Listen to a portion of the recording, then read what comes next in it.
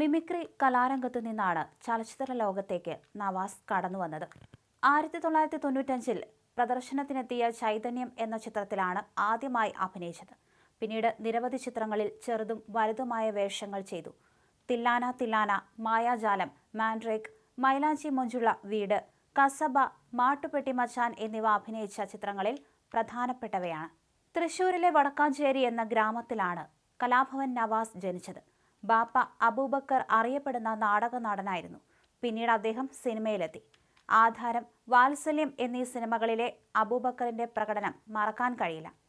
Mimicry വേദികളിലൂടെയാണ് Nawaz മലയാളികൾക്ക് സുപരിചിതനാകുന്നത്. Kalabhavan mimicry ട്രൂപ്പിൽ അംഗമായതോടെയാണ്. സഹോദരൻ നിയാസ് ബക്കറിനൊപ്പവും അദ്ദേഹം നിരവധി ഷോകളുടെ ഭാഗമായിട്ടുണ്ട്. 1995-ൽ ചൈതന്യം എന്ന ചിത്രത്തിലൂടെയാണ് സിനിമയിൽ അരങ്ങേറ്റം കുറിക്കുന്നത്. പിന്നീട് ജൂനിയർ മാൻഡ്രേക്ക്, അമ്മ അമ്മായിയമ്മ, മീനാക്ഷി കല്യാണം, മാട്ടുപെട്ടി മച്ചാൻ, ചന്ദ മാമ, മൈ ഡിയർ കരടി, വൺമാൻ ഷോ, വെട്ടം, ചട്ടമ്പിനാട്, കോബ്ര, ABCD, മൈലാഞ്ചി മൊഞ്ചുള്ള വീട്, മേരാ നാം ഷാജി എന്നിവയാണ് പ്രധാന ചിത്രങ്ങൾ. ഡിറ്റക്റ്റീവ് ഉജ്ജ്വലനാണ് അവസാനമായി തിയേറ്ററിലെത്തിയ ചിത്രം. ഡിറ്റക്റ്റീവ് ഉജ്ജ്വലനെ കാരണവരുടെ സീരിയസ് ക്യാരക്ടർ ഇതുവരെ നവാസ് ചെയ്യാത്ത വേഷമായിരുന്നു. കോമഡി റോളുകൾ വിട്ട് സീരിയസ് റോളുകളിലേക്ക് അദ്ദേഹം മാറാനുള്ള ശ്രമത്തിലായിരുന്നു. സിനിമയിൽ നല്ല വേഷങ്ങൾ കിട്ടിയില്ല എന്ന പരാതിയൊന്നും നവാസിനില്ലായിരുന്നു. കൂടുതൽ സജീവമാകാൻ തുടങ്ങുമ്പോഴാണ് മരണം. ഭാര്യ രഹനയും നടിയാണ്. കുറച്ച് സിനിമകളും സീരിയലും അഭിനയിച്ചിട്ടുണ്ട്. 3 മക്കളാണ് മെഹ്റിൻ, റൈഹാൻ, റിസ്വാൻ. തൻ്റെ ബാല്യകാലം നവാസ് അനുസ്മരിക്കുന്നത് ഇങ്ങനെയാണ്. മലയും പുഴയും നെൽപ്പാടങ്ങളുമുള്ള നാടായിരുന്നു വടക്കാഞ്ചേരി.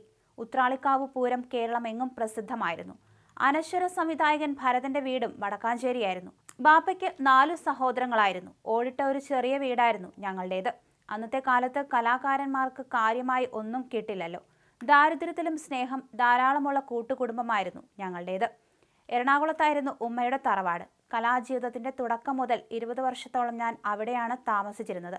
ഞങ്ങൾ 3 മക്കളാണ്. എൻ്റെ ചേട്ടൻ നിയാസിനെ അറിയാത്തവർ കുറവാണ്, നവാസ് പറഞ്ഞു. അതേസമയം നവാസ് ഒരു പ്രകൃതി സ്നേഹി കൂടിയാണ്. അദ്ദേഹം ആലുവയിലുണ്ടാക്കിയ മണ്ണുവീട് സമൂഹ മാധ്യമങ്ങളിൽ വൈറലായിരുന്നു. ഇതേക്കുറിച്ച് ഒരു അഭിമുഖത്തിൽ നവാസ് പറയുന്നു.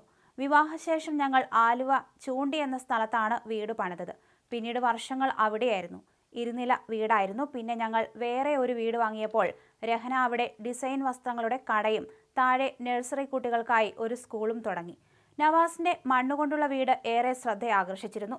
നഗരത്തിന്റെ ബഹളത്തിൽ നിന്ന് മാറി താമസിക്കണം എന്ന് ആഗ്രഹിച്ചതിനാൽ ഞങ്ങൾ ആലുവ 4 മൈൽ എന്ന സ്ഥലത്ത് വീട് വെച്ചു എന്നാണ് നവാസ് പറഞ്ഞത്. അത് മണ്ണുകൊണ്ടുള്ള വീടായിരുന്നു. സാഹിത്യകാരി സാറ ജോസഫിന്റെ മരുമകനായ ആർക്കിടെക്ട് ശ്രീനിവാസനാണ് കേരളത്തനിമ നിറയുന്ന ഒറ്റ നില വീട് പണിതത്. ഈ വീട്ടിൽ ഇപ്പോഴും സുഖകരമായ കാലാവസ്ഥയാണ്, ഒരു അഭിമുഖത്തിൽ നവാസ് പറയുന്നു. ഇപ്പോൾ ഈ മണ്ണുവീടും പൂർത്തിയാക്കാത്ത സ്കിറ്റുകളുമെല്ലാം വിട്ട് നവാസ് യാത്രയായിരിക്കുകയാണ്.